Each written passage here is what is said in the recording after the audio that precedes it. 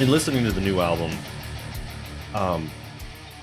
check me if I'm right or wrong, but it feels like you're kind of paying homage to more Cryptopsy roots. Absolutely. This is our whole mandate, is that we want to honor the legacy of Cryptopsy, right, while still being relevant in 2025's musical scape. Like a little more groove, a little more. We flow. Consciously tried to write a groovy record. Right. That was our main goal when we were composing everything, and we wrote the majority of the record on tour, which is something we've never done before. Wow. Yeah. Which we should be doing tomorrow. I got to poke them through to make them.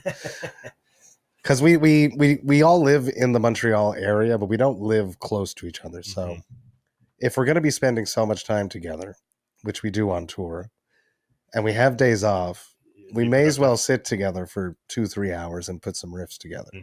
But we did put an insane deadline for the last one. I challenged the band, and we challenged ourselves to release a record within 2 years of As Gomorrah Burns. I watched a lot of my friends achieve great success by doing that. Cattle Decapitation, right. Aborted, just like smartly dropping records, consistent, great quality records, obviously, within a 2-year span, and you watch the band grow. So it's a challenge that I gave the guys, and the only way that we can accomplish it was by writing on the road. And when you're writing on the road, it's interesting because you literally just played a show the night before. And you're like, what worked yesterday? What is something that is a fail-safe that no matter where we are on the globe, do kids move? Right.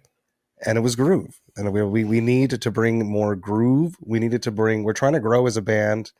We're trying to capture new ears right away. Like, yes, like they're going to be like, oh my God, they're extreme. But is there something there for them to bite their teeth into that they can eat and digest that night and come back and go home and be like, oh, that song, that part.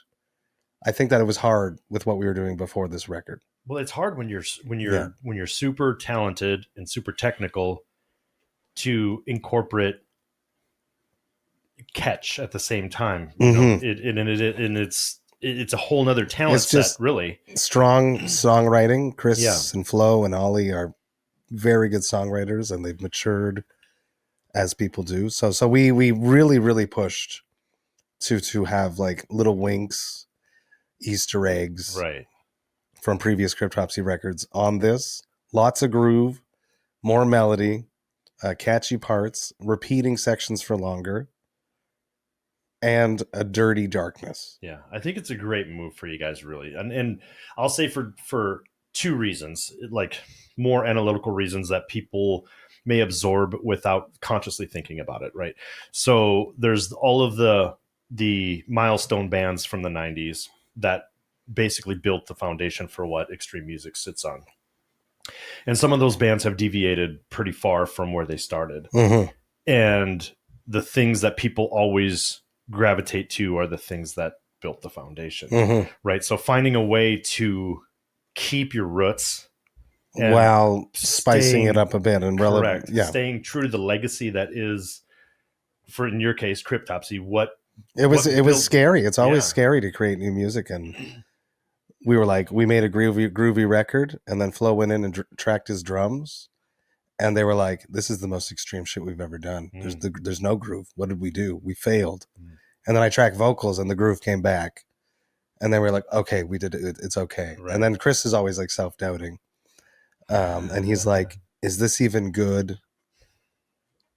Because we did everything so condensed. We wrote most of the record from September in 2 months, basically 2.5 months. Wow. And Chris came home after the hotel room writing sessions, and he was like, oh my God, that riff is also in that song, but a little bit different, you know? So we had to go and like rewrite and tweak stuff. And we're constantly trying to be relevant in it while being a legacy band. It's a hard challenge to not just... Cryptopsy never rested on their laurels. Cryptopsy could have just redone None So Vile over and over again, like other very big legacy death metal bands do. But they didn't do that. They went and got Mike DeSalvo. They dropped Whisper Supremacy, which was far more insane and far more technical and much less groovy. And they're just constantly evolving as a band. So it's something that we like to do. And we think it's important as us as musicians growing to have all these new colors come in, this new dirty malaise uncomfortableness that we've dragged into the new record. A lot of the songs, like Malicious Needs is a great example of that, is this weird dirty hangover feeling is what we want to drag into death metal. It's like this extra little spice that we've been throwing in, right, which I think is resonating with a lot of the fans, so we're probably going to continue in that direction.